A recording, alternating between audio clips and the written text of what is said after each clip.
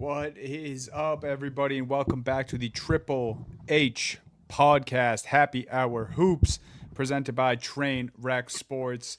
Got going a little late here today, folks. So if you're watching or listening live, apologies for that. But we're here, full cast of characters here: Steve, Jake, and myself. The big three is back in action. March is right around the corner. We're going to have college ball for you guys next week. It's still everything NBA this episode. And we got a ton to get to. Before that, guys, how we feeling? How we doing? I'm doing great. First off, I want to say to everyone who observes, happy Pokemon Day. Got my game guard chilling right there. Happy Pokemon Day. But we're doing great, despite my computer really trying to do anything to prevent me from coming on this week. I know you guys had a great episode last week. Happy to be back. Happy to talk some basketball. And you said it, Dunny. March is just around the corner. So I've been locked in on the NBA, but I've also been locked in on college basketball, and I cannot wait for next month. March is the basketball month of the year, right? You got college basketball going, and the NBA playoff picture is in full swing. I'm doing great. I'm doing great. I love that. We're happy to have you back, Steve. Welcome back. We missed you. So as we're sitting here, the Cavaliers are 48-10 in first place in the NBA, so I'm feeling pretty good. Yeah, and we'll talk a little bit about the Cavs this episode, as well as my Celtics, who have a nice little matchup tomorrow night. Jake, Friday night, first and second seed in the Eastern Conference. Can't really beat that shit. So let's start how we always do. News and notes. A little mix of good and bad in here today. Bad if you're a Sixers fan. I mean, if you're a Sixers fan, you should probably put on a sleep mask, put on earmuffs for the rest of the season. Yeah.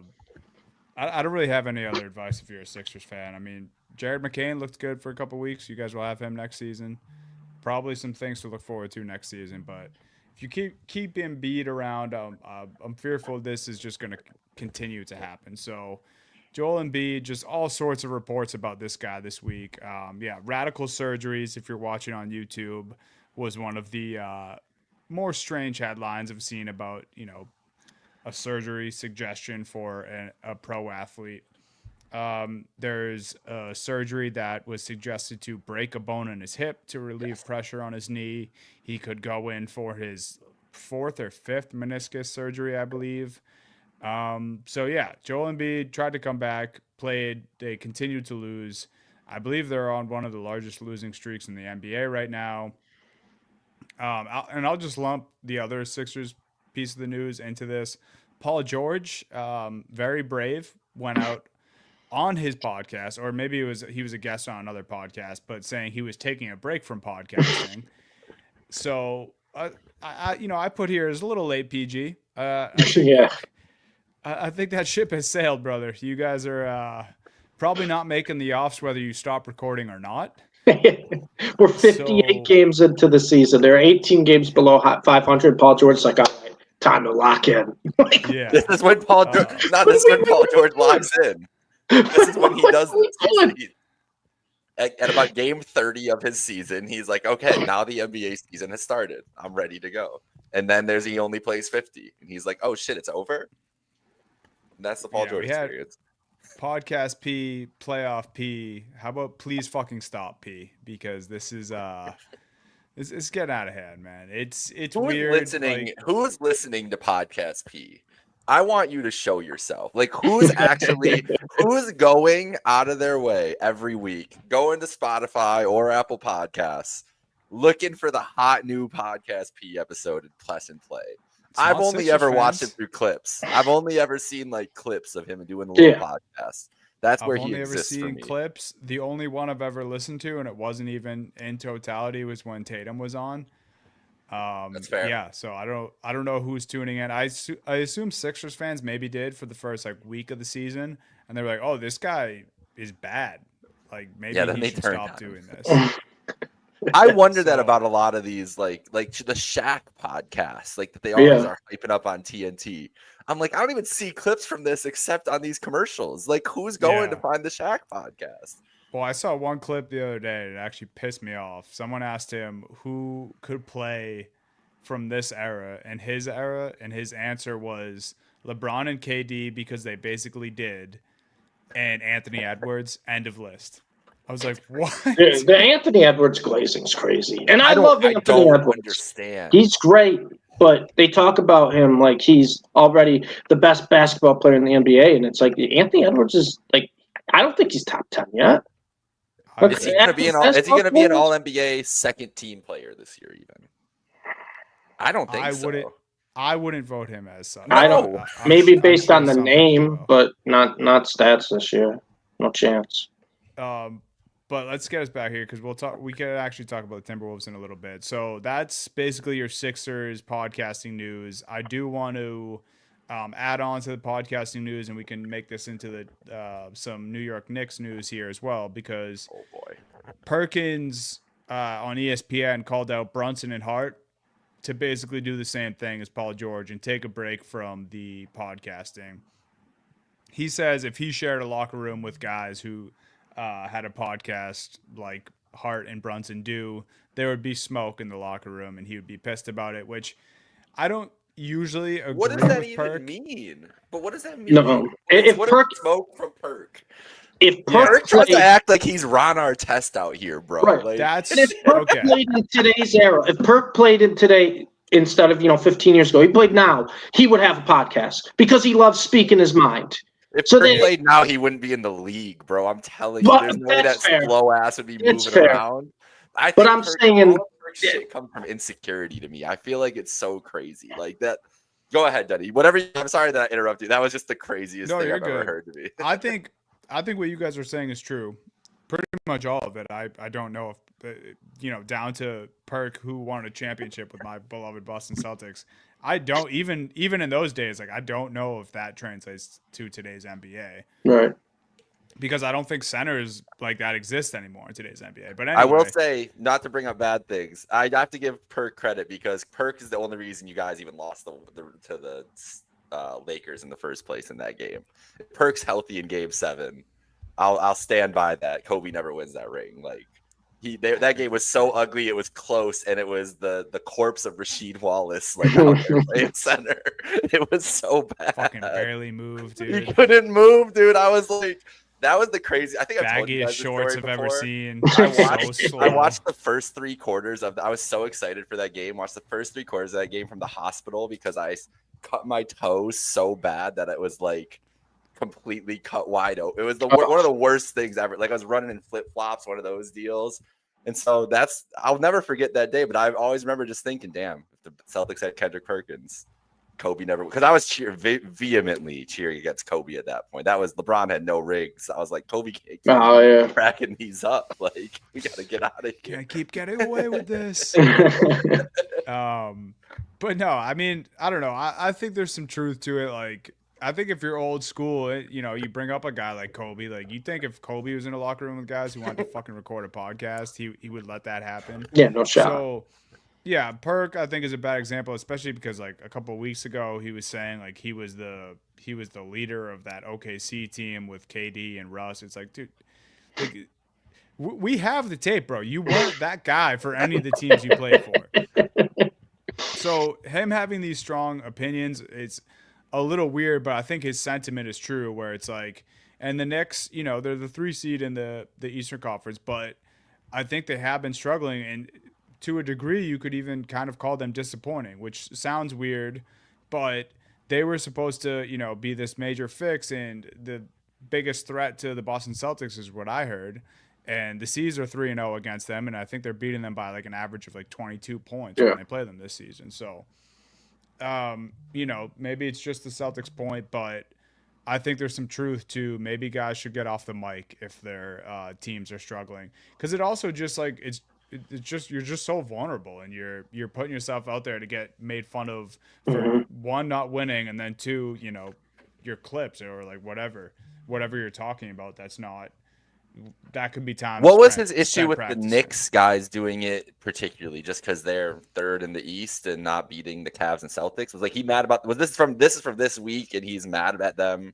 This is from this week. To be fair, I only read this. I didn't watch. Fine. But I think it's just the struggles and people thinking that they were going to be better than they were. Hey, all right, let's take a quick But aside. Let's take a quick Knicks aside here, though. Go ahead, Steve. No, I'll let you go. Knicks are 38-20, and it's not like they're having a bad year. They have a good team. They're clearly one of the contenders in the East, and yeah, they haven't beat Boston before, but we're talking about Or Boston. Cleveland, They're defending champs. Yeah, they haven't beat the top teams. But I also say 0-9. too, like sometimes you got to look at like going into the season. I know Knicks are always, it's New York, it's the Garden. Expectations are always going to be higher than they should be. You make the big splash with Karl Anthony Towns, Mikal Bridges, whatever. I look at this team and it's like, did they really expect to be the 1 seed in the Eastern Conference this year? Was that the expectations, or is that exceeding expectations? Because to me, that's exceeding expectations. I think the Cavs are the big surprise that they're the 1 seed in the East right now. Because I don't think that's kind of exceeding expectations. I think the Cavs expected to be a top 3, top 4 seed in the East based on the roster they have, the talent, the coaching switch. But the New York Knicks, I don't think the expectation was we are going to be the 1 seed in the Eastern Conference this year. Everyone still thought the Celtics were the team to beat. And yes, the Knicks haven't beaten them, and I get that. But sometimes, like you got to look at it is where like the Knicks are 38-20. They're probably on pace to have a 50-plus win regular season. What are the expectations? I think Knicks fans definitely expected them to be number 1 in the East and run away. That's crazy. It is crazy, and I think my thing that I was going to say is I feel like I've talked about this at the beginning of the year. This is inevitable when Karl Anthony Towns is your center, and like they switch their team identity completely around, and they're getting bullied. And it's like, yes, we've seen this the dude's whole career. Like, Cat is an amazing player. It's not. It's hard when he's the guy that you're counting on there. And Bridges and OG, when they get into these matchups, they're getting cooked. Like they're getting cooked by Tatum and Brown. They're getting cooked by the Cavs. Like they can't hang with the guards. Like it's an issue. They can't hang with Mobley and Allen's size if they're out there the whole time. Like, and they gave up a lot for these guys to come in and to remake this team. So I get the expectation thing because it is a great season, but when you're losing to these two teams over and over again, and they're not close in these games against Boston or Cleveland. Like I've got like Friday night, I tuned in. I was like, it was the most casual. I was so hyped for that game, and then the Cavs are up by like 30 in the like early third quarter. It was like 82-52, and it's like, okay, nice easy night. A Sunday or a Friday ESPN game and then a Sunday ABC game just turned bad because the Knicks didn't show up for either. I think the last thing I would say in Perk's defense here, and just the reason I agree with this, and I don't know this to be true, but I guess my point would be, I think time of year too, right? Like maybe just time to shut off the mics. Like we're about to round into playoff time here. Like let's lock in. Let's not have any outside distractions. Like, I know we're in this era with phones and media and all that, but like you still hear like LeBron will send out his tweet, and whether you think it's corny or not, like he's like, I'm going dark. Like I'm shutting off the phone, not going to be on here for a bit. Like I just think some of these guys with the podcast who are actually trying to get their first ring or, make their first playoff run of their career, it might not be a bad piece of advice. That's fair. That's kind of where I'm at with it. And then, Jake, you mentioned the size. Mitchell Robinson should be on the way back here for the Knicks. That'll help. And I know Knicks fans are dying to see that, and I think Tibbs is dying to see that. I think this should help them be able to get their defensive identity back. It should help the OG and Mikal struggles on the wing. So, yeah, we'll see. And last piece of news here, Luka played the Mavs, and it was pretty much exactly how I expected and most of America probably expected. Posted a triple-double. Nico Harrison was there. Lakers fans were chanting, "Thank you, Nico." And Luka now has a triple-double against all 30 teams in the NBA at the young age of 25 years old, joining only LeBron James and Russell Westbrook. So, I mean, this is exactly how I thought it would go. I I'm sure think you guys the same. I think the best part was before the game even started, once Luka noticed Nico was there, he started doing push-ups on the court. I didn't see Like that. his pettiness is so crazy right now. I absolutely love it. Another poor shooting night for Luka though, which I know he's coming back from an injury, but it's been a string of poor shooting nights besides the one outlier where he had the 32-point, I believe, game. Yeah. But it was kind of fun to watch this one, especially because Jason Kidd kind of threw the kitchen sink at Luka on defense when they were blitzing him, doubling him, switching. And there was one play in particular where it felt like I was watching old school, where LeBron and Luka just kept passing back and forth to each other, and one would get doubled, then pass back, then the other would get doubled, then pass back. And they did about 3-4 times, just those two. Mavs just kept trying to double either, and eventually Luka kind of backed this guy down, drew the double, kicked out to LeBron. He hit the three. It was just kind of fun to watch. It was cool for Luka. Because he has a really good relationship with the players, or at least that's what it seems so far. Kyrie absolutely cooked Luka on the other side, but it was cool to see Luka after the game going up to everybody, except did not go up to Jason Kidd. So that was kind of an interesting one to me because we were kind of told Jason Kidd was in the dark about this whole thing. You know, Kidd likes Luka. Kidd always loved Luka. Always had a good relationship, but that's kind of weird in my mind. After the game, he went up to pretty much every single player, but completely ignored Jason Kidd. We'll see how the game is when they play in Dallas, but for LA, it kind of went as I expected. It was an awesome game. The environment was great, and the photos of Nico there in the background with Luka were just fantastic. I can't believe that idiot showed up in his bright ass blue suit. And no, just like. Just in like he wanted the cameras on him. That's the thing about Nico. Oh yeah, I feel like Nico did a lot of this because now like everybody knows what his name is, and he wanted to make his big stamp on basketball or whatever. It's crazy. But I'm not surprised by the Jason Kidd part of this because Jason Kidd has been known to be a snake in like every organization he's been in so far. So maybe Luka has wind of that and is like, yeah, fuck this guy, whatever. Because I mean, he's basically blown his way out of every team he's been a head coach for, and I'm sure it's on the way with Dallas sooner than later with the way this situation. Unless they go on a run, maybe I don't know though. Back to go on a run. If they play well, the only thing probably keeping Kyrie in Dallas would be Jason Kidd, or Kevin Durant coming in the offseason, I guess. But yeah, but that's if you want to keep Kyrie, the last thing you do is get rid of Jason Kidd. It's true. And Kyrie's been very vocal about how much he loves Kidd, and that's part of the reason he came to Dallas. Yeah, that's interesting. That's a weird one because if Kidd was in the dark, like he said, but I don't know, maybe it's just a thing with Luka where it's basically like fuck everyone over there except the players because could be that too. It could be just going back to like. All those guys in management and coaching staff thought I was out of shape, basically gave up on me. Like maybe that's just the easiest way for him to look at it. I got so mad reading that story yesterday again. Like it's not stuff that we are surprised to see. Right. The hit piece is over and over again every week. And you know that they set that up to come out the day after the game and everything, whatever, of course. But it's like, bro, what does this matter? Imagine like how much NBA players, the Lakers lost. They brought up Puka now too. They brought up Puka. Michael Jordan is a legend because we saw him like smoking cigars on the golf course, like, and then going and putting up 30 in a finals game. Like people acted like this is new. NBA players go out and party every fucking night. Every night. True. The argument Dennis Rodman skipped games to go to the WWF and like perform in fucking wrestling, dude. Well, I don't know if you guys heard the post game, but when they interviewed Luka, what are you gonna do after this? He's like, oh, I'm like mentally exhausted. I'm just gonna go home. And then Shaq was talking about it. You're like, what would you after a game like that? Shaq's like, I'm going to the club. to the sunrise. I'm going to the club. Like that's what NBA players do. But not only that, too, it's like they're trying to paint this picture of Luka, he doesn't really care about himself, doesn't care. He's drinking beers. He's hookah. This guy's party animal, doesn't care about the league. The year after, he averaged 33, 9, and 9 and carried his team to an NBA Finals. Exactly. What are we talking about? Like, if you're going to paint that picture, do it on a down year.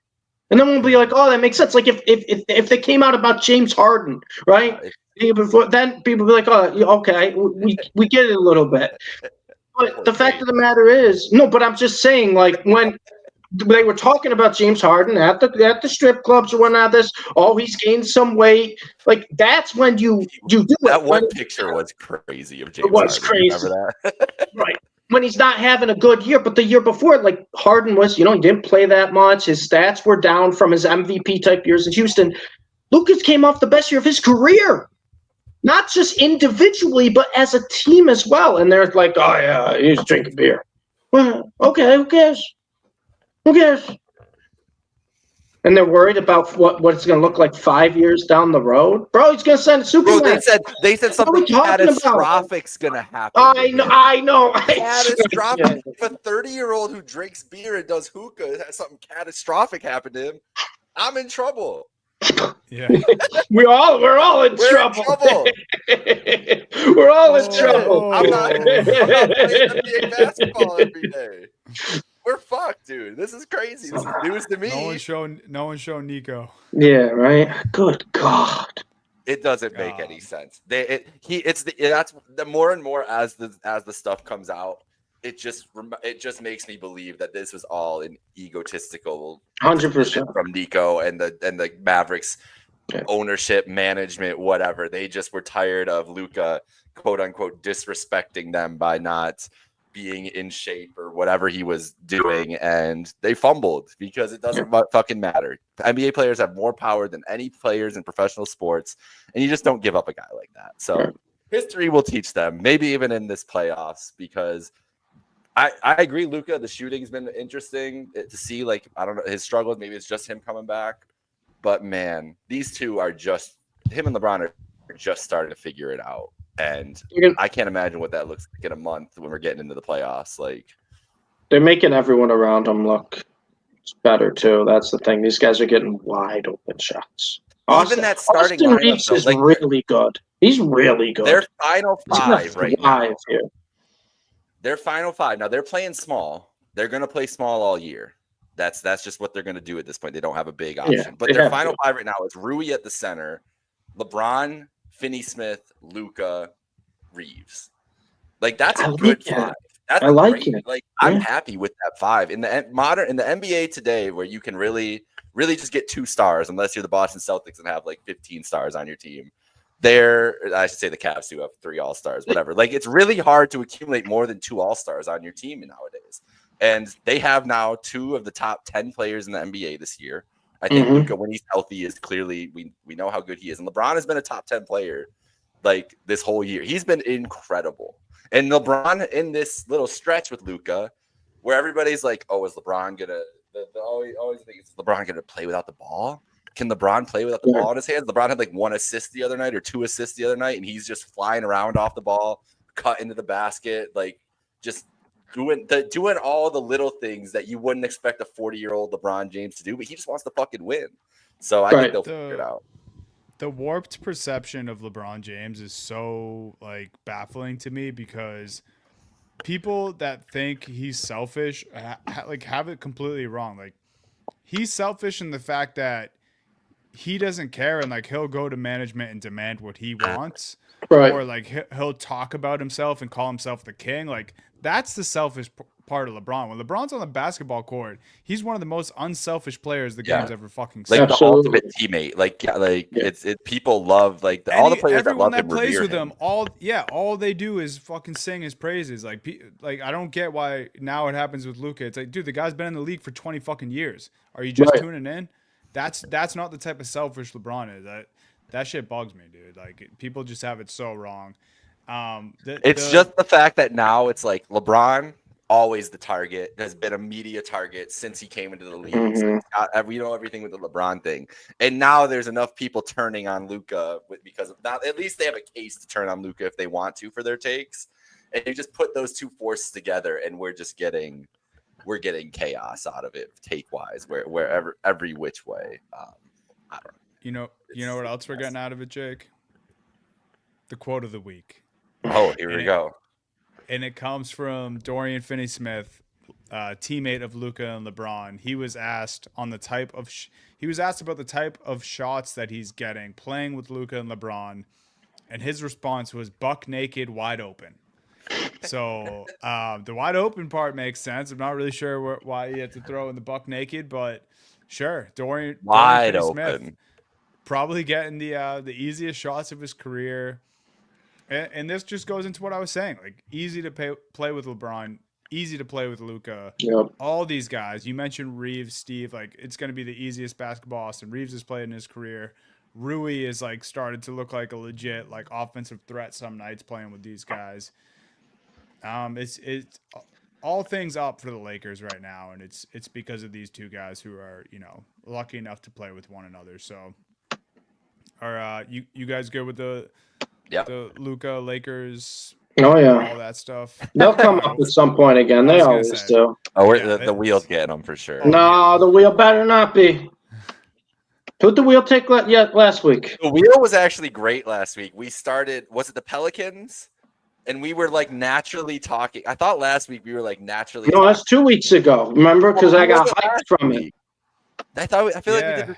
Maybe it didn't. Maybe it didn't happen last week. Who did we get last week? I really don't remember. I can't remember. It was with Mo, but I can't remember who. It was something good. Like something good came up from the wheel, and I don't remember. So clearly it wasn't that good. Maybe it was Dallas. Didn't Dallas come up last week at the end? I don't remember. This is bad. I don't know. Yeah, listen. A lot happens in a week. My brain don't work like that anymore. I'm gonna look it might have actually been this team. I don't think it was, but Detroit basketball, folks. It's here. The Pistons have won 8 straight now. Their best win streak in over a decade. They beat the Celtics last night by 20 plus at home. No Jaylen Brown, but really not an excuse for the Celtics there. Like they got handed to them. They from the jump, from the tip, with a more physical team. Malik Beasley fucking went bananas. Cade, slow start, but he ended up getting his. And here I am on Happy Hour Hoops, just apologizing about Cade. I just had to throw him into that conversation with Zion. Yeah, I know you did. I couldn't have just kept it. Zion's been disappointing. Yeah. I had to say Cade at the beginning of the season, and right now he's he looks like an All NBA guy. We talked about Anthony Edwards. I think that was before we started recording, but we were saying, is he an All NBA guy this year, a second teamer? If I had a vote, I would put Cade above him. I think Cade's had a better year. Yeah. Cade was a happy hour hooper of the night at the beginning of the week. He's been unbelievable this season. Took it to the Celtics last night. I mean, he was moving Drew Holiday around like I haven't seen anyone do to Drew in quite some time. So yeah, Cade and the Pistons look just fearless right now, and it's really cool to see. So the Pistons. I'll let you get into it. Go ahead. No, you go. The only thing I was gonna say is we've been talking about Anthony Edwards a lot in this episode. Same draft, right?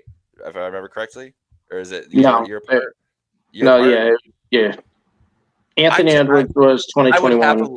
I would happily take Cade Cunningham over Anthony Edwards at this point. I don't care. And I would have said that. I would have said that in 2021 too. If you guys remember, I was very high on Cade coming out. I said this guy could be Luka again. I'm pretty sure I've said that in the past. Yeah, you did. The passing, everything else. I hate the Pistons. We all know this. Not a Pistons fan at all. I'll say I'll gladly take that right now. The dude's never gonna. The way that he can impact the games. I don't think Edwards can. Edwards has the force. I don't think he can do it in all the ways that Cade can do it. I'm fine with that. Like I think people got down on Cade way. This is not a shot at you, Dunny, because I think it was the way the Pistons looked, whatever. But people just got out on him right away. This early in his career, and the Wolves were good. They were in the playoffs, and I think that's where the hype switched around. I wouldn't be surprised if Cade had the better career ultimately than Anthony Edwards. Really wouldn't. I mean, maybe not better career, but at this point in their careers, I don't know if you can say that. Also, too, like I think I know we talked about Anthony Edwards gets a little overhyped sometimes, especially by kind of the former NBA players, analysts, or whatever. But we kind of don't forget what Anthony Edwards did in the playoffs last year. Let's not just pretend like that Anthony Edwards is some bum. Anthony Edwards has stepped up when it matters. He steps up in the big games. He may have not had the best team around him, made it work. He got to the Western Conference Finals, and this is a guy too. He did not step up in the Western Conference Finals. He did not. He did not. But he stepped up in both series before that. Have we seen that from Cade yet? Have we seen anything from the Pistons at the playoffs? No, we haven't. So that's that's my point about Cade now is that how much of Cade's first couple of years is just complete organizational dysfunction. We talk about guys going to the right situations all the time, and now they're in a stable place. Like JB Bickerstaff, for all the shit I've given him in the past, he knows how to build a foundation with guys, and he knows how to get a lot out of a guy like Darius Garland turned into an all-star like the first year with JB, like the year they made the play-in. Garland, because because with JB, he needs an offensive player who can go and score, like because he don't have no other offense. He's given Cade the full keys, I think, in a way that Monty. I don't know what the fuck Monty Williams was doing, honestly, at all last year. No, they lost 26 straight with Monty Williams, right? Ridiculous. Insane. Which is like baffling when you see this team, and I feel that's why I feel like if this team could come out this year and do this, are they as good as this? Probably not. But were they as bad as they were last year? Probably not either. So that's kind of where I'm at with that. But I do understand they've got a lot to prove, and they're going to have a chance. They're going to make the playoffs. They might bro. Do you think they can win a series? They're the 6th seed right now. Well, do you think yes, win a playoff series? They could beat Indiana. I think they could beat Indiana. I don't think they could beat Milwaukee or New York though. No, I don't think they beat Milwaukee. I don't think they can beat Milwaukee. I think they could beat Milwaukee. Really? I would hate it. I would hate I mean, it, guys. They should have Ivy back, right? They should have Ivy back too. I can't have a 1-5 series with the Pistons and JB Bickerstaff. I can't have it. I really can't have that in my life. If I'm piggybacking on Jake's hot take here, I think the Pistons have a better chance of beating Milwaukee than they do Indiana. I think they match up better. I think their physicality and athleticism. I'm just so scared to pick against Giannis in the first round, even though that's how I feel too. Giannis against the Pistons, I gotta take Giannis. True. Yeah, I hate.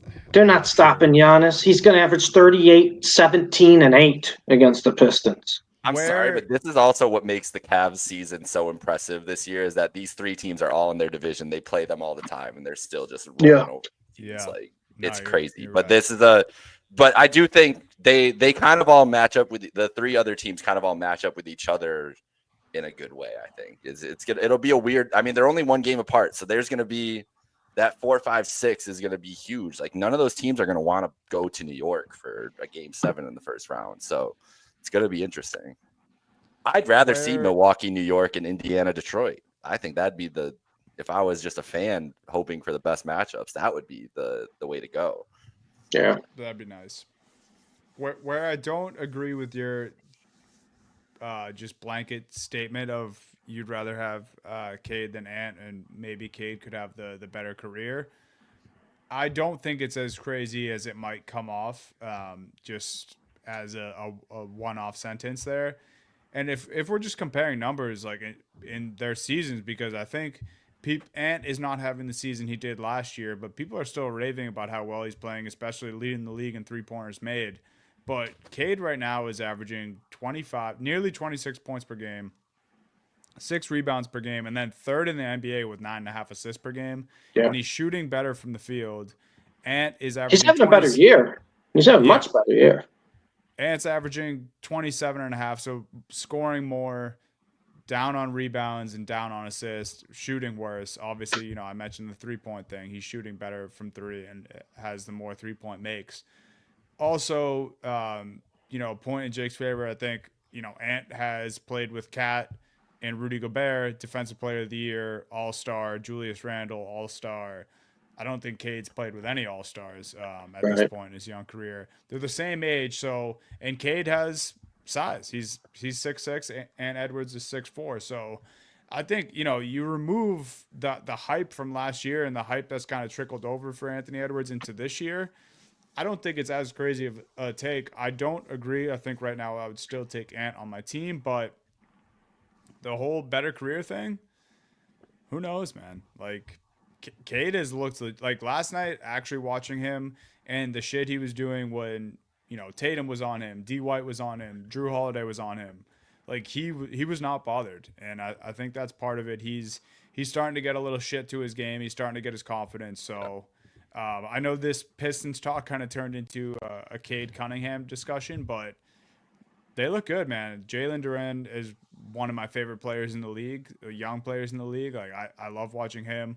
Malik Beasley, he was kind of acting a fool with some of the shit last night, but like he's legit good, dude. Like he's averaging I think 17. Fun. He's great off the bench. He's the ideal bench scorer you want. Thing with Cade too, Dunny. He's 6'6", 225. He's a big guy. He is not an easy defensive matchup for anyone, and it's kind of impressive what the Pistons are doing. And when he can shoot, when he's on, it's almost impossible to stop him. That's the thing I feel like with Cade. Like he'll make all the right decisions. Part of my estimate in this, and this is the last thing I'll leave it on with the Edwards thing. If Edwards was in this situation the last 2 years, what do you think he's doing?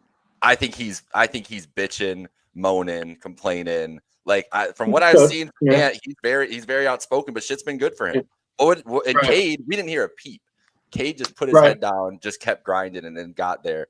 Ant worries me, man. The baby mama stuff really. He's got like 9 baby mamas or something already. That might be too many, but that stuff's real. Like that stuff comes up like every couple months. But like, there's some red flags with Ant off the court as well, and just personality wise that I don't think you got to deal with Cade. And Cade already went through the hardship. We saw how he works through struggles. If Minnesota bottoms out next year, let's say next year Rudy falls off a cliff, Randall falls off a cliff. I don't know. I don't expect good things from Ant. I expect trade rumors to start before Ant's like fixing everything at home. So that's part of that too. But I get it for the future. I'm just saying right now, I don't think I could take Cade over Ant, especially with the playoff experience and the fact that I've seen Ant step up when the lights are brighter. We say this all the time. Sometimes when a player doesn't really have pressure, like it's easy mode for him. We've never really seen Cade play under pressure because he's been on the Detroit Pistons. What's been the pressure? The only time I've seen him under pressure wasn't good in the NCAA tournament with Oklahoma. Exactly. So that's kind of where I give Ant the edge right now. While we're talking about the Timberwolves slightly here, I forgot to mention this in the news. Randall close to return. DiVincenzo practiced today, and Gobert is nearing return as well. So probably a team we'll talk about actually when we get to the 3 big things, which we should jump into.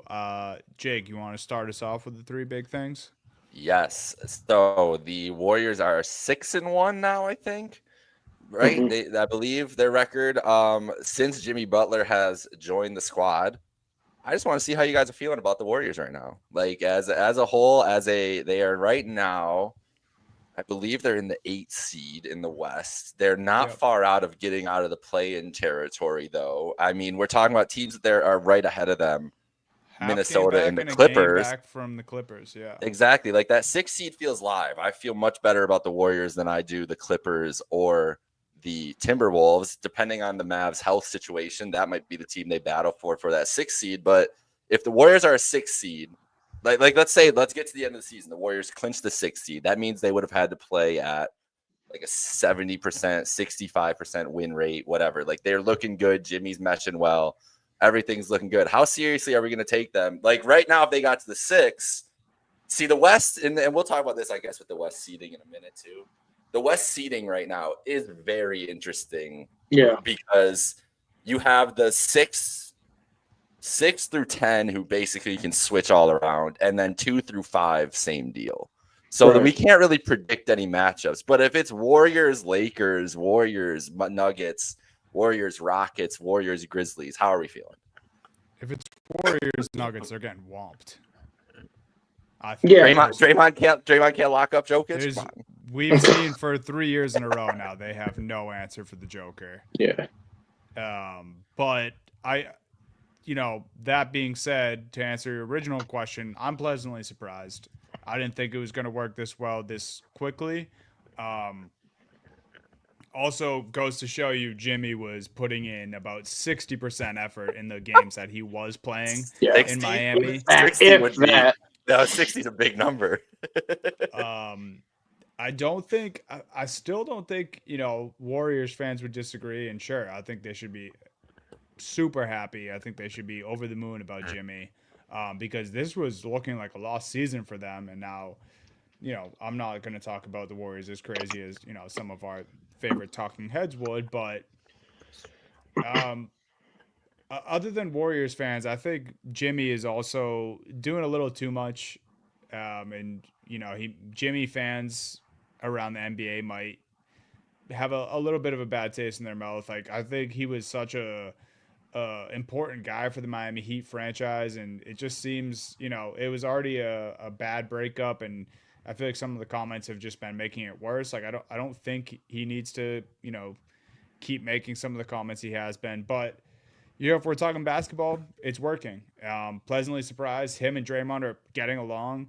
I saw something that per 100, him, Pods, and Draymond are like the best defensive trio since the trades happened. Oh, wow. Damn. So not something I would have expected there. Yeah, it's exactly what the Warriors needed. I think Steph has been waiting to play with a guy like this for a couple of years now, and pleasantly surprised, but pumping the brakes a little bit because I do think based on matchups, I don't know how far they could go in the playoffs depending who they land. Yeah, I'm kind of with you there. The only thing I guess I'll say on top of that, Dunny, is that I still won't doubt a Steph Curry-led playoff team. That's the one thing there where if you're talking about a team like, let's say, the Rockets or the Clippers, obviously barring how healthy Kawhi is, or even like the Timberwolves, like the Warriors, you have Steph Curry, you have those championships under your belt, you have a guy, who plays up when it matters. And if we're talking about guys who plays when it matters, Jimmy Butler in the playoffs is a different animal, and he has been pretty much his entire career. So to see that the Warriors have won 6 of 7 right now since they got him, and Jimmy Butler has been fine. I think he's averaging like 15 a game since he's been at Golden State. It's been mainly more defense than offense for him, what he's brought to the table. But he's been solid. He's another guy too that we remember these Miami Heat teams. I mean, the 8 seed Miami Heat team, Dunny. I mean, we've seen these Heat runs with Jimmy Butler where he just starts scoring 35, 40 in the playoffs. You're like, where did this come from? And some guys just kind of have that alpha mentality. And now if you're the Golden State Warriors, you have 2 of those guys like that, where Steph Curry or Jimmy Butler can just catch fire. And to see that right off the bat, it's already starting to work well. And, they haven't had the most brutal schedule so far, but they won in Milwaukee. They won in Chicago. They split with Dallas. They won against Sacramento. Like I think they beat Houston too. They've beaten teams that, you would see in the playoffs. I can't count the Warriors out. It's one of those things we joked about with the Heat where I'll go down with the ship once the ship sinks, right? I'm not jumping off the Heat. Well, now the Heat kind of traded away their captain of the ship to the Golden State Warriors, who I refuse to jump off of until that man Steph Curry retires, because we've seen what he's done. We saw that miraculous – I'm sorry, Dan, I keep bringing up your worst NBA playoff memories, but we saw what he did with that Warriors team that had no business winning the finals that year. It's just like now you got 2 of those guys. And, yeah, they're older, but you know what? Sometimes it pays to be the veteran with all that experience under your belt, especially against a lot of these young teams, which the Western Conference kind of has. It kind of has a lot of these young, exciting teams. And the Warriors are a team that I'm not going to doubt, because if they're winning now and they're playing well together, let's see what happens in the postseason. Because as much as we, like to make fun of him, Draymond Green's another guy who kind of steps up in the postseason. And you got these teams. You got these 3 veterans now that have been there, done that. So I think I don't want to say they're contenders, because I don't think they're probably even in my top 3 of favorite teams to come out of the West.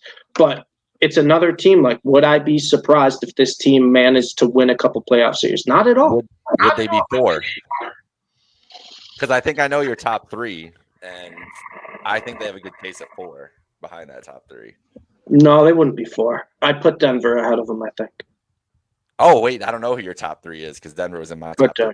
I put Denver. I'd go OKC, Memphis, and the Lakers. Okay, I don't have Memphis ahead of. I go OKC, Memphis, and the Lakers. I mean, we can get into it now because my big thing goes right along with yours, Dunny.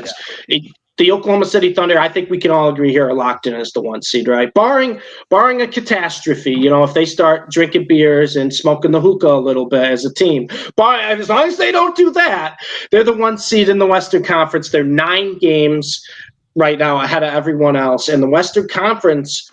When they talked about it at the end of the Lakers-Mavs game, it was kind of like last year, the teams in the Western Conference kind of played for matchups.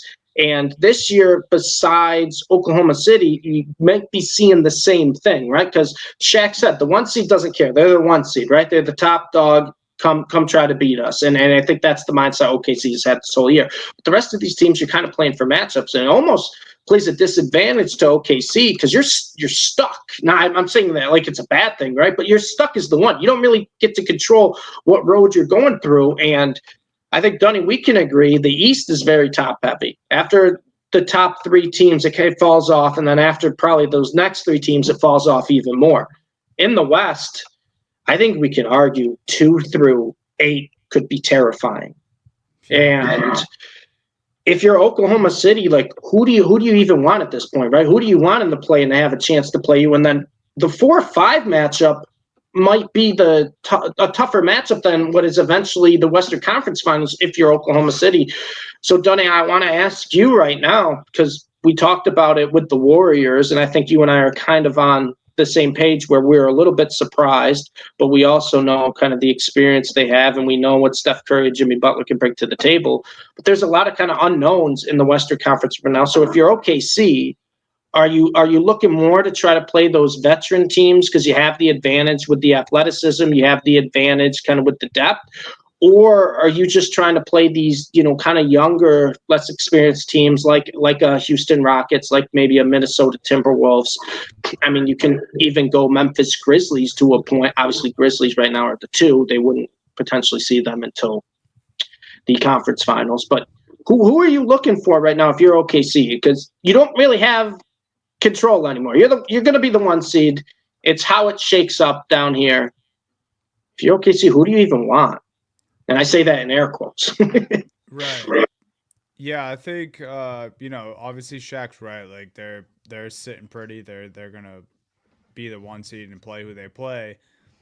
I think they'd be delighted if they saw the Grizzlies in the Western Conference Finals.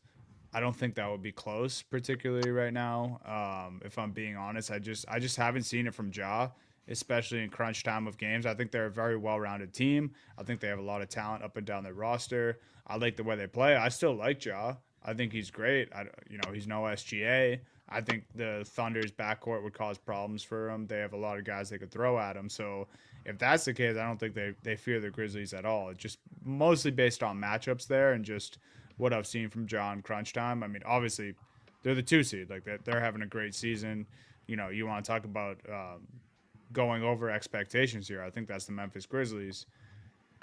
Rockets, kind of same deal. Like if they see the Rockets, like I don't think they should fear them. I think inexperience on both sides, but the Thunder obviously just the more complete team. You have closers, something that I don't think the Rockets do have. I think they're still looking for that guy. I think if Jalen Green is your closer in a 7-game series, it's probably not going to work out for you. You'll get 2 good games. You'll get 2 good closing games at Jalen Green, right? And really good closing games. But, yeah, I get your point. And you're going to need 5 or 6 in a series against the Thunder. And then, like, obviously the Clippers. Like, they're probably fucking fingers crossed hoping they play the Clippers at some point. But, yeah, I think everyone else kind of poses a problem.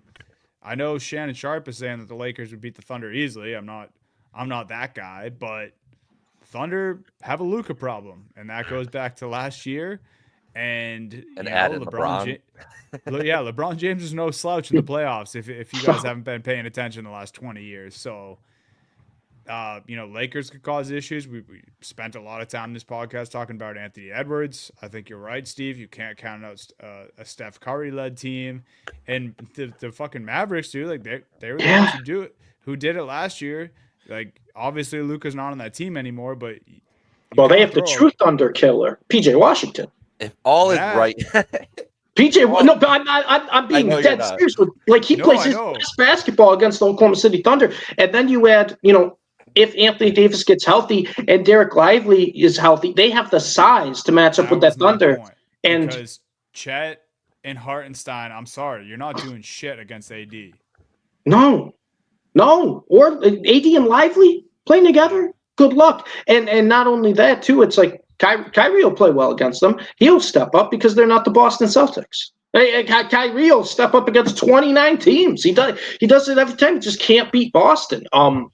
So you look at that right now, the Mavs are potentially in a position to be the 8th seed if they can win in the play-in. And that's crazy to me, because I think that would be a terrible first-round matchup for OKC if the Mavs are healthy. I also look at it, too, as you don't want to play – I think they would beat them. I think they would handle them, but you still don't want to go up against Curry and Jimmy Butler in the first round of a playoff series. And then you're talking about Minnesota, right? Minnesota's another option down there where you're looking at Minnesota. It's like, this is a team that went to Western Conference Finals last year. This is a team that kind of did what OKC was expecting to do last year. And this is a team that, I as much as I love Shea and the Thunder as a young team, this is a team that has their own young guy who can step up in the postseason, Anthony Edwards. So it's an interesting situation because you're the 1 seed, but you're not getting rewarded. Because I truly believe, I think they're going to see like a 4 or 5 matchup of like a Denver or a Lakers. You don't want that in the second round. Yeah, and the thing about the Mavs too is like, if they keep kind of just treading water the way they are right now, they will need to win the play-in. But let's not forget that they are a game and a half away from the 6th seed. Right now, and Anthony Davis, according to Jason Kidd, he's back in the weight room. He's been doing some light work on the court. So, I mean, if he's not far and Lively, I think we're around like a little over a month since he got hurt. And I think the original timeline was 2 months for Lively.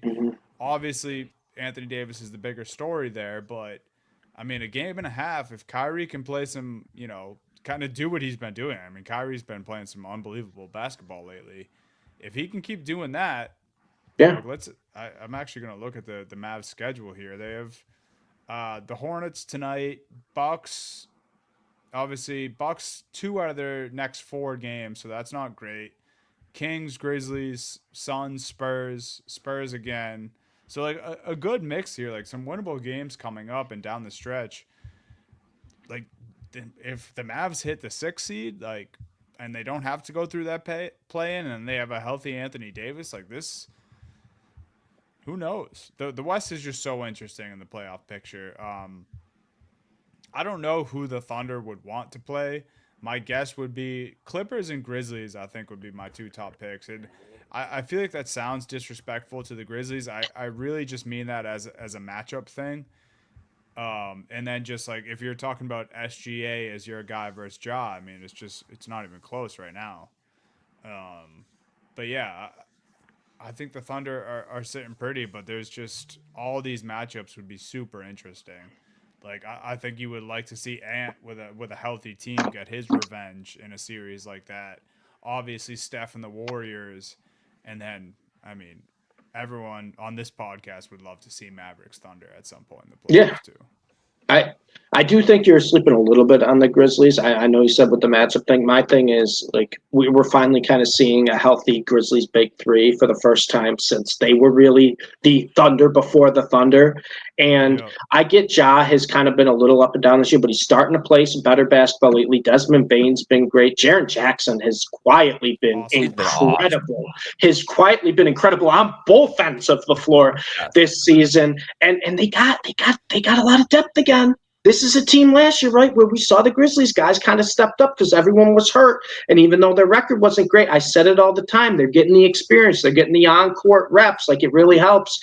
I look at this Memphis Grizzlies team as I think the only team in the Western Conference that can match with the Thunder athleticism and depth in a 7-game series. I put them. I think you could maybe put Houston there too, right? But I also think Houston, just like you said, Dunny, doesn't really have the offensive consistency or the closer. I ask you guys again, it's another kind of like hypothetical situation, but we wouldn't be shocked if Ja just averages 30 a night in the playoffs. I don't think anyone would be shocked about that. Wouldn't be shocked. The reporting a couple weeks ago was weird about Ja, though, where there was like, if it doesn't go well in the playoffs, they'll explore trading him. I can't remember who reported it. Yeah. They'll explore options in the summer. So it just makes me wonder, like, the role we've seen them give Ja this year. He's not playing, like, he's averaging like 28 minutes a night. He's not scoring like 30 points. He's not, I don't know what he's averaging. I think like 19 a game or something around 20, that. I think it's 21, right under 21. Like, somewhere around there. So like they've de-emphasized him to a point where I'm like, I wonder what it really is like there. But they're obviously playing good and played well all season long. I love the Grizzlies roster. I'm with you there. But when we get down to, I don't know. It just, I think that the West, I agree. The West is just going to be a war zone, and we kind of need to see it play out. But that's the reason that, you know, if you've got Memphis in there, the only reason I have another team in there is just like, it's because of Jokic. And I think that's really what it, like, Yeah, that's the only fair. argument I have is like to put Denver in that top 3 over Memphis for a West contender is. Do you have Denver third or do you have them second? Denver second. I have Denver second and the Lakers third. Okay. But that's all just because I think once Denver's in the playoffs, I'm going to be looking and having a hard time picking against them if everybody's healthy.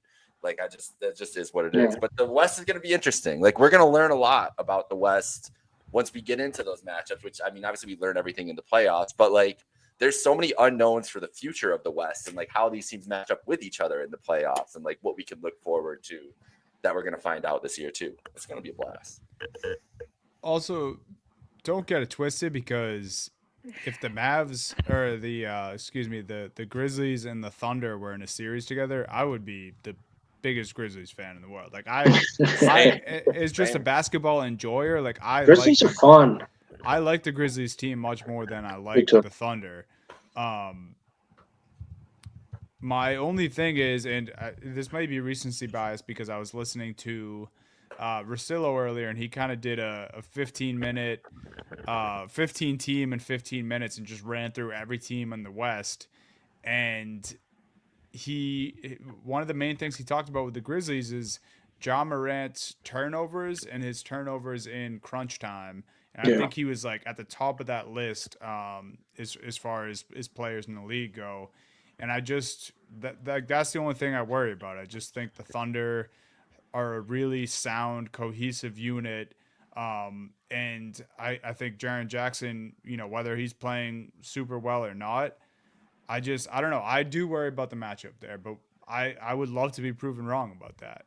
And I think I'm with Jake. I actually think I would go Thunder, Denver, Memphis, LA. Okay. The only thing I have flipped, I have Thunder, Memphis, and then I'd go LA, Denver. My whole thing with Denver is, and Jokic is playing the best basketball of his career this year, which is crazy to say about a 3-time MVP winner, right? He's playing the best basketball of his career. It's just everyone else is just kind of coasting a little bit or playing a little less than they have. But Christian Brown's been incredible. But I feel like we've seen Denver so much, but not just us as fans. These other teams have seen Denver, and has everything really changed? Obviously, you have Westbrook there, and him and Jokic have had kind of great chemistry. But Denver's a team where I look at it, it's like it's just kind of same old tricks, same old tricks, same old tricks. And yes, Jokic is incredible, but I think we saw in previous playoffs where teams would just kind of let Jokic do his thing. And Denver, in my opinion, doesn't have as much athleticism or bench depth at all compared to some of these other, I guess, contenders in the Western Conference or the top dogs. I think Denver could handle the bottom half of the Western Conference quite easily, or the Western Conference playoffs, I should say. But I think Denver would run into trouble with like an OKC. I even think Memphis would probably give them a good series, and that's kind of where I give them the edge. Yeah. I don't hate that take. I do worry about Denver's outside shooting when it comes to the playoffs too. Like if MPJ has a cold series, they're fucked. Yeah. Or even if Jamal Murray's having issues, like if they do play a Thunder and Caruso, Shea, those guys they're bothering Jamal. you're probably in for a long series if you're the Nuggets. So I get those concerns. It's kind of what you guys said about Giannis in the East. Like that's Jokic for me in the West. That's Like, fair. I'm gonna take the Serbian in some of these circumstances here. But yeah, I mean, how long-winded that answer was from all of us about who the Thunder want to play, and we couldn't land on it. Like that goes to show you how fucking crazy the Western Conference is. Yep. At the bottom and at the top of the West. Thunder want to as play far the Kings. They'd smoke the Kings in the first round. If the Kings got the 8 seed, Thunder would smoke them. Probably 4-0. No, I'm not trying to be mean to the Kings. The Kings are one of my favorite teams to watch. Thunder would kill the Kings. Oh yeah, It's okay Easy. to be mean to the Kings. I think it's okay. I think that's easy money. Malik Well- Monk gonna try to stop Shea. Come on. Since we just talked a lot about this team, I'm gonna get into my big thing if that's all right with y'all. Yeah. So I have a trade idea, and of course, this is dependent on probably how the season goes for this squad that we were just talking about. Kevin Durant, he's been in all the trade rumors already, which sucks, and I think it's just another point of why. And also, none of us talked about the fucking Suns here because none of us think they have a chance of making the play-in. They can't play defense. In turn, making the playoffs because They don't want to either. this That's big fair. three was debatably more of a disappointment than the Brooklyn Nets big three with Harden, Kyrie, and KD. I'm gonna say Because- no. no. Just because I don't think the hype for Beal was to the extent of the True, Brooklyn true, Beal true. fee, where everyone's just like, really, why are you getting Bradley Beal? You remember when it kind of happened? Everyone's like, what? Why is Bradley? Yeah. What's Bradley Beal going to bring? You need a point guard. The Brooklyn Big Three. I mean, we got to go back in the time machine, Dunny. We were like, how many championships this team going to win? Yeah. Right? The True. way at that point in those guys' careers too. So I'll push back a little bit down there, but still very you're right, disappointed. you're Big Three. I'm glad you threw water on that take because that was, you're absolutely right. But I mean, disappointing nonetheless. Right. And I don't know. Phoenix is a fucking mess. KD's on his way out. Like Windhorse has been reporting this for weeks now that Kevin Durant knows he's getting traded. That Thunder know that they're trading him. Problems in the locker room, problems on the court. You know, Bill Simmons is the body language doctor. He went to a game, a Phoenix Suns game against the Spurs. He said he sat right behind the bench, and it's just a disoriented team who, you know, seemingly looks like they don't want to play with one another. Paraphrasing a little bit there, but you guys get it. KD's on his way out this summer. Mhm. I have a trade proposal. I have a landing spot for Kevin Durant. Part of this is a personal thing for me that I would want to see happen, and part of this is, I think, good for both parties involved. So let's see. Kevin Durant trade idea. The Denver Nuggets get Kevin Durant. The Suns get Michael Porter Jr., Zeke Naji, and Christian Brown. The money works, and I think if you're the Suns, I don't know if you have to even get I don't know if Denver has to give up too many picks here either. Like maybe another first in this, but like Christian Brown is, like you were just mentioning, Steve. Yeah, a he's fucking really Good asset. player. He's an asset. I like maybe Denver says no. I in was this going to say, situation. I don't know if Denver would be willing to trade Christian Brown. Now, obviously, Kevin Durant, you're going to do whatever it takes to Kevin Durant. But it almost feels, especially the chemistry Christian Brown has with Jokic, too. Right. It almost feels like that's a guy's just going to stay a Nugget until, you know, the end timer, until Jokic is gone. Like, that's what it feels to me. I mean, you could always throw in the Aaron Gordon, but I don't really know what value Aaron Gordon has. I think it would be more picks than Christian Brown. But I think this would But- cause the Suns to make a move like this, and like Yeah. I was fiddling with the trade machine. Like this is basically what I Mm-hmm. landed on to get it to work. But like if you think about, like I landed on this being like, okay, you get MPJ, who is no slouch. No. You probably worry about the defense if you got a Booker MPJ wing duo out there, but I mean the Suns have a fucking bunch of problems they got to work out anyway. This is basically you're getting off the KD contract. You're getting some young guys in Najee and Brown, and MPJ is obviously younger than KD, but kind of a middling age guy there. But you know, maybe you throw in some picks if you're the Denver Nuggets. But I just think like if Jokic and how much usage he gets, like think about how much usage KD still needs to get. Like if Mhm. KD is a guy who basically gets like the LeBron role, let's say with Luka Right. now, next to Jokic, and a part of this for me, this is where the selfish part comes in. If they bring back Westbrook for a year and Westbrook and KD are chasing a ring together one last time, Be like awesome. that's the story I want from this. And I also think just like if Jokic loves playing with Westbrook so much, like I can't imagine he would dislike playing with KD. You have a lineup of Jamal Murray, whoever X at the 2, whoever you want. I'm sure they would have to go out and get someone in free agency. Maybe it's like a Contavious Caldwell Pope, like a player like Bring him that. back. What's that? Bring him back. Yeah, right. KCP. Yeah, exactly. And Honestly, then yeah. you have Westbrook off the bench, Aaron Gordon, KD, like that's, and Jokic obviously at the I 5. think Like there's. Do you think KD and Westbrook want to play together? I don't know about Westbrook, but from seeing the Netflix clips, I haven't watched that documentary yet, and how much Jokic was and the Serbian team was respecting Kevin Durant, I could see Jokic being all for it. Like That's Jokic fair. really thinks the world of him. So Well, I mean, who wouldn't want to play with KD, right? agreed. and It'd be silly. I think it's almost been long enough, and like obviously KD got his in Golden State, but like outside of that, like neither of them have been, Right. close to what they were almost achieving in OKC. So, and I think deep down those guys still love each other. Like obviously the differences were the differences. There was the heated battles they had when Westbrook was still doing his thing in OKC for a couple of years there when KD first went to Golden State. I don't know. I would love this. Like I said, a lot of this is just kind of a personal fantasy of mine to see KD and Westbrook chasing rings together. But I don't know.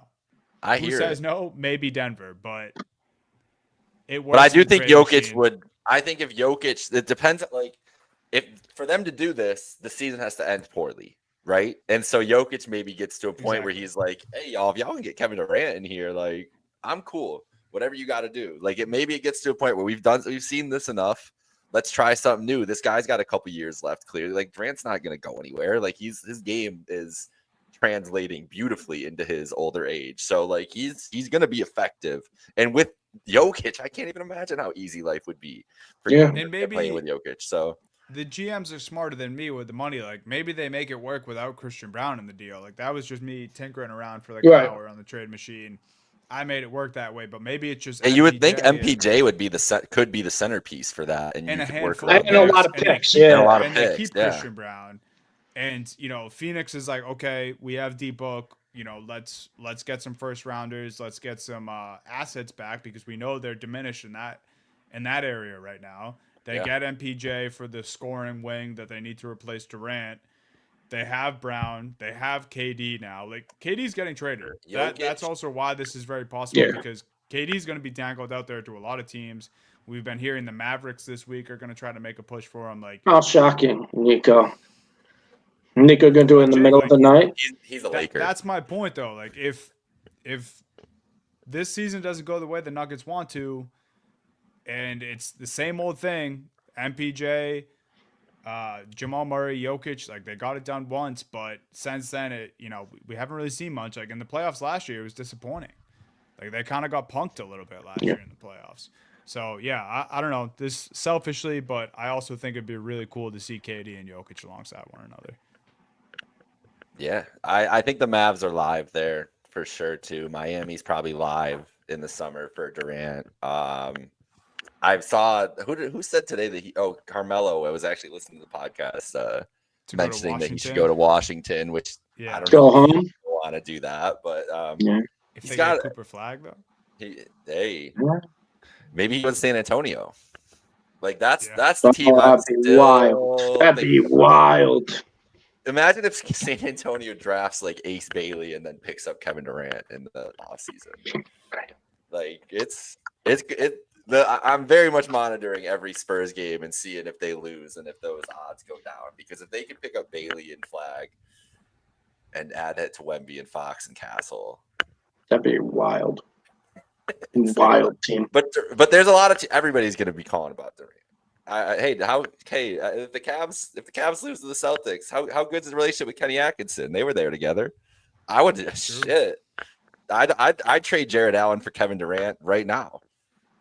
Not right now. Maybe right now, actually, if you could do it right now. Yeah, you would. Yeah, you would. I would do that right now. Mobley's been good enough where you don't. Yeah, you're good. Mobley, Durant, Hunter, Garland. Tristan Thompson's still there, right? You got some. No. Hey, no. You realize TT is literally the third big on that. He's the next man up if they get hurt. I know. We could get TT. We're gonna get him in a playoff game. Naz Reid though. Naz Reid said he's leaving. He said he's leaving Minnesota. This is part of my whole fucking thing. I forgot to mention that. Naz Reid. Yeah, I was gonna say if Naz Reid also comes to the Nuggets in this, maybe they have to move on from AG. Maybe they don't, and maybe I'd rather have Naz Reid than Aaron Gordon. I would too at this point. Yeah, and it's probably cheaper. So the Spurs are the favorite. Naz Reid and Durant for Naz. The Spurs, and then the next favorite, the Cleveland Cavaliers. If the Cavs got Naz Reid, guys, I don't even know what I would do.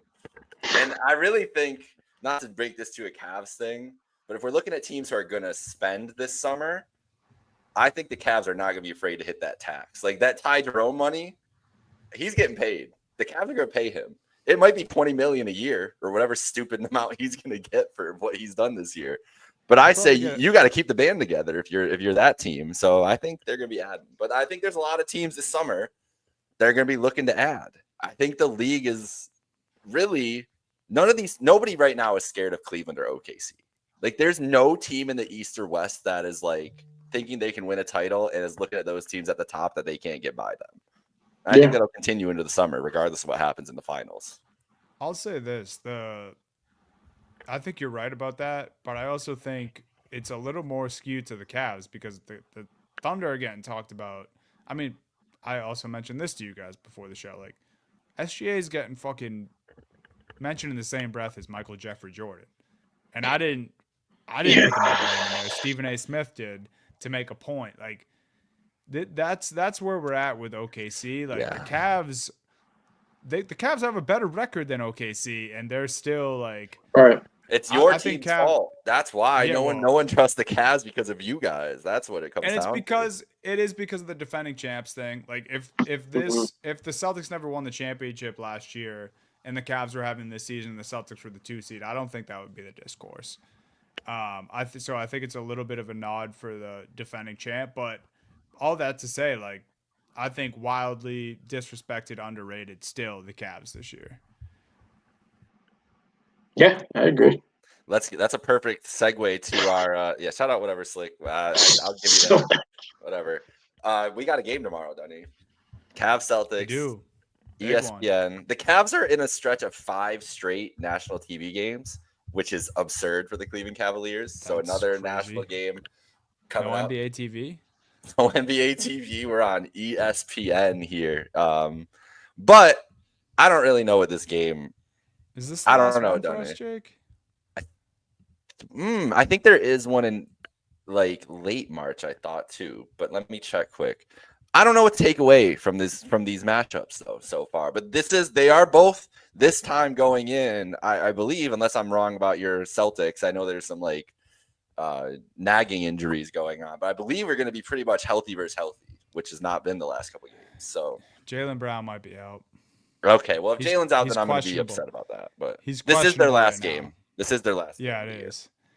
He's questionable right now. I believe. Are we up 2-1? Right? Yes. I think so. Yes. He's questionable, and then I think like Luke Cornett's questionable, but you know. But I don't know what to take from these. I don't know what to take from these games. Yeah, like besides that, hopefully Jalen's healthy. I want to see this game. I want to see it strength on strength because I want to see what the Cavs look like in a game in Boston. First one with DeAndre Hunter. Yeah, and since Hunter has joined the Cavs, they have not lost, and they look ridiculous right now. Like it's been a hell of a run since Hunter. They've only had when did that trade? I don't remember which exact game that trade went down at before, but they haven't really had many close games since their last loss, which was to Boston. They had a 3-point game in Detroit, which was the next night after that game against Boston, and they had a close game. It got down to 6 against Memphis on Sunday. They were dominating, controlling Memphis most of that game, and Memphis kind of battled back to make that close. So the Cavs they look different with Hunter right now, but we got to see what that looks like, what Hunter looks like. I know he's been good against the Celtics in the past. I know that's a thing, but we'll see. Let's see how he does in this first big time. I'm interested to see how that starting lineup looks for the first time in the biggest test they've had so far together. The only thing I would caution Cavs fans with the Hunter excitement is he's awesome against the Celtics offensively, but I think there's a little bit of the Mikal Bridges, OG Anunoby misconception about being able to guard the Jays, because Tatum the last couple of years has cooked Hunter. That's Dean Wade's job, anyways. That's Dean Wade's circles. He circles us on the calendar. Come on now, man. Dean Wade's been waiting for Jason Tatum, man. This matchup's going to be awesome, and if I know anything about Kenny and the coaches over there in Cleveland, is they're going to have a completely different game plan of last time, because you mentioned it, we both mentioned it on the pod. Darius Garland got exposed last time. Like, let's call a spade here. They were targeting him. Yeah. They were making sure Tatum got switched on to him, and were attacking Drew, and Derek White made his life living hell. Jaylen Brown made his life hell. So that stuff is tough. I think even there's some stuff where Jared Allen kind of could get put in a bind here if he's left out there too long and gets stuck on an island with Tatum.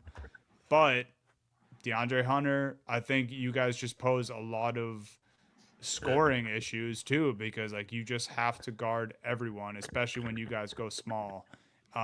With Strus, who's a Celtics killer, DeAndre Hunter, who's a Celtics killer, Mitchell is Mitchell, and Mobley will shoot now. That the biggest difference is Mobley he's a willing and able shooter now from wherever. That is what Kenny Atkinson unlocked. Willing to get in the shit with KP. So yes, he is. Listen, was I talking about this with you? You brought this up last week, Dunny, about Mobley, or 2 weeks ago. Mobley saying that it's either him or Wemby. Yeah, that was last week. That was the quote of the week last 5 years. Yes. Yeah. That's the difference, Steve, with Evan Mobley this year, is that the confidence to even say something like that, in my opinion, like is complete 180 from the guy that got drafted to the Cavs a couple years ago. So, well, you don't have to convince me on Mobley. You know how high I was about him coming into the draft, and just the ceiling and the athleticism, and we're seeing him kind of put it all together. I mean, you can make the argument he's been the Cavs' best player this year. Yeah, you really can, and I mean, he's going to be either second or win Defensive Player of the Year, or be second at it. Yep, could be an All-NBA guy, been an All-Star. And he has kind of that size and that freakish athletic ability that really can be just I don't want to say a mismatch, but he could be a guy who can pretty much match up with anyone, and he can be tough to stop on the offensive end now if he has that confidence. He really has turned into a weapon for the Cavs, but I'm curious to see, not just necessarily in this game, but if we have a potential Cavs-Celtics Eastern Conference Finals or playoff series, if he's going to be one of those guys who steps up on Tatum. Because Mobley has that type of size. He might be the guy assigned for KP, but I could see, just a couple trips down the floor where if Tatum's hot and whatnot, Mobley, because he has that reach. He has that size, and he's athletic enough to stay with these guys. I think that's coming. I think they're saving that for a playoff series. I do too. I haven't seen Mobley used that way against any of these teams, really. I think Mobley on wings is something we're going to see a lot in the playoffs. That's what I think too. And then you can put Hunter on whoever the 4 is and kind of hopefully hide him, or put Hunter on a big, like one of the bigs if you're going small or something like that. But I think Mobley, but I think they're going to deploy Mobley as a defensive weapon once the playoffs start. And if you play him on wings, teams that have really talented wings, right? then you can afford to play Mobley and Jared Allen at the same time in the postseason. Exactly. And Hunter and Wade are big enough that they can play the 4 and be serviceable defensively. So it's interesting. We'll see what happens Mobley wise. But I'm excited for this game tomorrow, Dunny. I'm gonna miss like the first half. I got going out to dinner, so I'll be like going to the bathroom like 6 times or something. Just damn, like what's going on. But I'm very excited to see how this goes. Hands are slippery today. Yeah, this is gonna be awesome. I should be up in Vermont by the time this game starts, so I'll be dialed. The next 4 out of the next 7 Celtics games, granted I believe they have a 7-game homestand, so that helps, but 4 out of the next 7 for the C's are the Cavaliers, the Nuggets, the Lakers, and the Thunder. Woo! Fun So those aren't 4 in a row, but it goes Cavs, Nuggets, Blazers, which Blazers are playing well.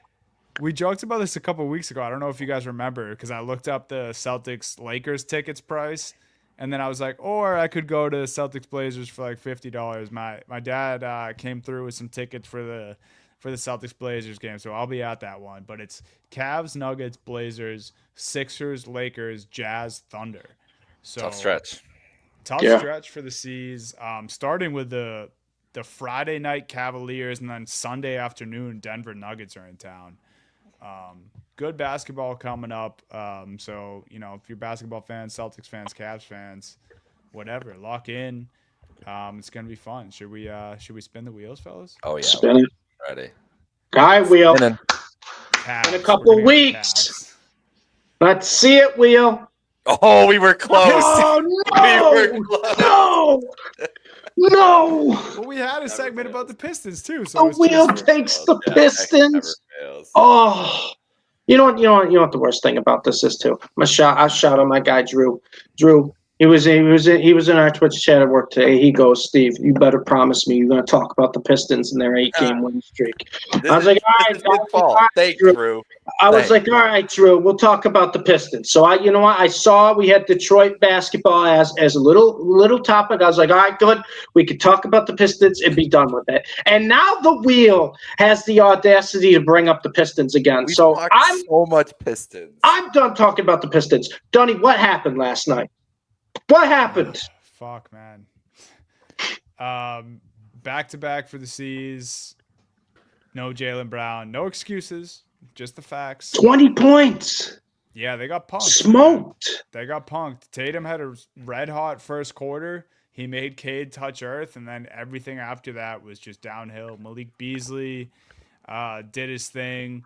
Jalen Duran, like I mentioned, Cade, all those guys were they were doing it, man. They have some legit guys on that team. And like you mentioned, Jaden Ivey, he's not even playing for them right now. He's I don't know if that's a next season thing or if he could make a return if they make the playoffs. I think he can return this year. Yeah. I think he can return. I think the next step was they said it was going to be in like 4 weeks, and that was 3 weeks ago. So we should have an update about Ivy within a week or two. They should be comfortable in the 6th spot. They're 4.5 up on the Magic. They're tied actually with the Bucks for the 5th seed, and they're only a game back from the 4th seed of the Pacers. So if they keep this up, they can make some noise. Okay, we did this with the West real quick, I guess, while we're doing Pistons talk. I'll just rattle them off. Can the Pistons beat the Knicks if the playoffs started today? No. I don't really think so either. Could the Pistons beat the Pacers? No. Really? No, I don't think so. Here's the thing. If we're talking about the Pistons right now, right, and I know the Pistons are red hot and everything, but the playoffs are kind of different. And I love Malik Beasley. I really do. I think he's a great scorer off the bench. They need. I love B. Stu. I love Duran. They need someone after Cade is a consistent scorer. I know they got Malik Beasley. I don't know if I can trust that as the number 2 option. And also, too, the Pistons have Tobias Harris and Tim Hardaway Jr. They're going to actively lose you games in the postseason. You can't. Can I add on to that? Can I add on to that? They have JB Bickerstaff as their coach. They're going to lose in the playoffs. I know, but this is the thing, right? They have JB Bickerstaff. They got Tim Hardaway and Tobias Harris. We were laughing at the Pistons coming into the season. And now, look at them. They're the 6th seed in the East and one of the hottest teams in the NBA the past 2 months. Now, partly of it is because Dunny cursed Cade Cunningham, and Cade Cunningham just absolutely Exactly what happened. destroyed Dunny since that take. I was going to say And Cade Cunningham is playing like an all-NBA talent right now. He's playing like an all-NBA talent, this complete superstar. But I look at this Pistons roster, and I know rosters shrink when you get to the postseason, right? If you're going to take the Pistons' best five against almost any other playoff team's best five, I just don't think they match up. And I think Cade Cunningham is having an amazing season. And if they can get Jaden Ivey back, then maybe my tune will change a little bit because I love Ivey, and Ivey was having that huge, kind of jump this year before he got hurt. But I just look at if you look at the Pistons roster right now, who is their top five when healthy? It's Cade, Duran, Thompson, Harris, and probably Beasley. That's tough. That doesn't really compare to some of these other playoff teams. I'm sorry, it doesn't to me. Not to disrespect the Detroit Pistons, although I do No. love doing it.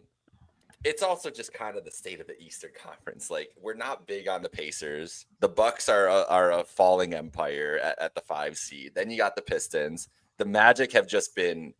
It's the injury from hell. I mean, I think it's just the Paolo and Franz injuries back to back, the same injuries back to back, ridiculous. And then it's Miami, Atlanta, Chicago, Brooklyn, Philly, who are just non-serious basketball teams at this point. So I do think a lot of the Pistons is like JV teams try hard. Cade is unlocked and fulfilling his potential. And the bottom half of the East playoff teams are just atrocious. So they're like, by default, they're trying hard and playing better than these teams. And that helps a lot. But I agree, when you get into a playoff situation, it's going to be interesting to see how they approach that. Are they a possible Kevin Durant team? Yes, absolutely. You think Katie would go there? I don't think Katie would go there. They're not absolutely a possible Kevin Durant team. My dream is that Kevin Durant's coming to Chicago. That's my dream. They need him. Chicago's got to do something next year. Bro, they're going to end up with like the 10th pick again, and there's no path for this team to be good anytime soon. So get people to go to these games. Get Kevin Durant in there. I could have went and watched the Warriors on Sunday for like $25. Like that. That's like, crazy. That's in bad. Chicago, that's crazy. That's crazy. Yeah. So, but are you happy, Will? Yeah, I don't know. Yeah, Wheel, what the fuck? We had a whole segment. I know. Detroit basketball. And then we need more. You can't make this stuff up sometimes. It's literally been almost every time. There were some teams really a lot of teams, but like I was hesitant to put the Detroit basketball segment in there because they beat the Celtics by 20 last night, and the Wheel just fucking did me dirty like that. It did. It did do you dirty.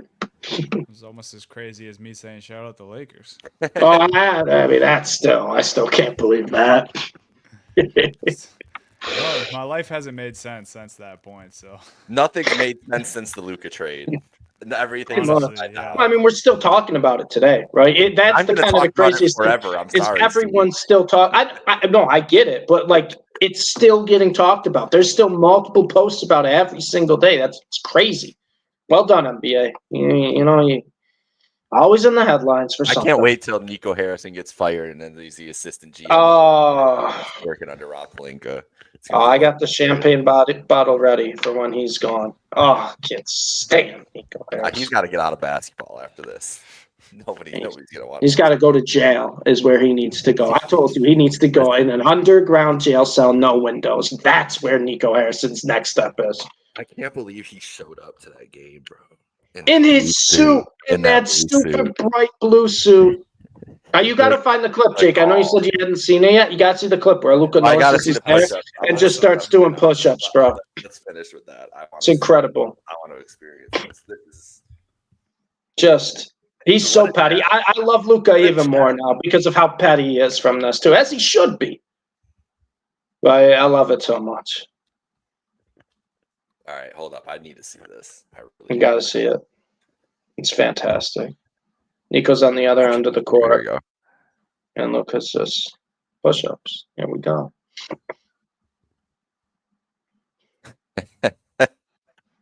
It's just a picture, but So, oh, here we go. Here we go. There you go. There you go. It's just about to see Nico's watching him. He's like, time to do some push-ups and warm-ups. God.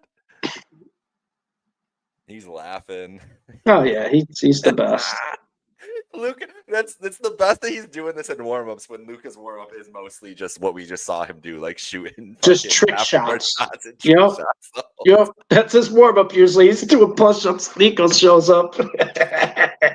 Oh, it's so funny. And he has lost, like, he looks like he's lost 10 pounds in the last couple weeks. Like, whatever Bron got him on right away. Sleep. That's the thing. LeBron, his superpower is sleep. LeBron sleeps 8 hours every night, and then he's getting in naps everywhere. And I was reading an article on ESPN the other day, and it's already wearing off on Luka, where there was a little interaction after. LeBron's like, "What are you doing after this, Luka?" He's like, "I'm going to bed, bro." Like maybe LeBron just like it's just 2 little tweaks to his habits. Dude's never gonna be Luka's never gonna be like fucking Marvel superhero. Like, No, that's not what he's gonna be. But if he's just like, loses 10-15, gets the cardio up a little bit, that's all Bron needs to get instilled in him. Bron's not trying to get him to turn him into a new LeBron. He's just like, bro, if we just change, fine tune a couple things, a couple more glasses of wine instead of beers, like we'll be good. Well, and that's the thing too, right? As much as Luka felt betrayed and everything with the trade and how everything went down, there's no better person in the world for Luka to just kind of have as like a quote unquote mentor than LeBron James. No better person in the world. So like basketball wise, it's probably going to help him tremendously. I feel awful for him, and you know my thoughts about the whole deal and everything, and Nico Harris and Dumont and everyone involved, but there's no better person than to have LeBron James kind of being like, all right, this is how you should probably do things. Because he'll listen to him too. Luka idolized him. Yeah. We looked at the Luka push-ups as you were gone. That's pretty much it. And then just talked about fantastic. Video, yeah. All right, guys. Well, next week it'll be March. So get ready, boys, because this year is the craziest bubble picture I've ever seen. I say that every year, but I this year is wild. Even the bubble picture, I was gonna say there's like one team I trust. March, I think. So like now, I'll give a little March Madness preview. Right now, if you ask me, I get Auburn or Duke or the field. I'm probably taking Auburn and Duke. I think that's what I think too. But I think after those two, probably teams 3 through like 12. So I guess the rest of your 2s and 3 seeds, the remaining 1 seeds, are all capable of winning it all. Very, very good. Then there's a steep drop off, and then from the 5 seeds, 6 seeds to the 11 is just all on the bubble, where teams are moving from like 1 win, especially in the SEC with how great it is. We'll get you from the 11 seed to the 8 seed like that. Yeah, the seeds are going to be nuts to see how they end up this year. St. John's winning the Natty. I like St. John's is fun, Donnie. St. John's, Patino, St. John's, they are a fun team this year. They are a talented team. Yeah. It's a formula that Patino has used in the past. He's got the great guards, play that he wants. It'll be interesting. We'll see. But yeah, we'll be back for March next week. But great show, fellas. Let's have a good night. Later, guys.